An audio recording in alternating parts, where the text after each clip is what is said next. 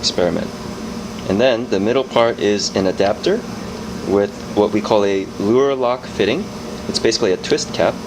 And then the brass part here is a 4-micron filter. And there's 2 types of filters that we carry in the lab.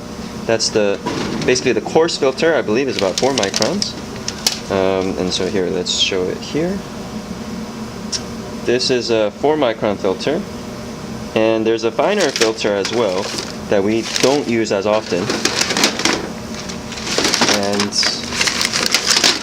that, I believe, is even a finer filter. I can't find it here, but that's okay. And then, finally, the actual nozzle head is connected to these 2 blue and red wires. That's going to be connected to our jet drive.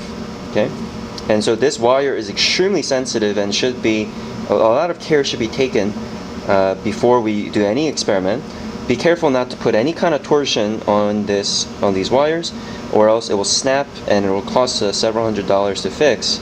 And sometimes it's not even salvageable. And so each inkjet printer head costs close to $1,000, and so we must be very careful not to break or damage the print head. And so there's a white cap on this.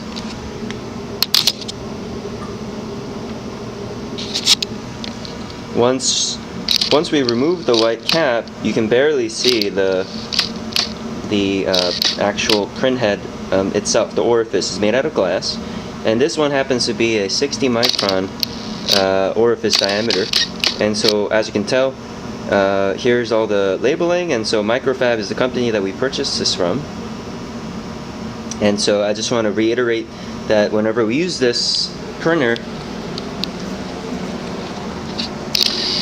whenever we install this print head, you can see that there's a very small notch on the surface, and that's this opening is where we're putting.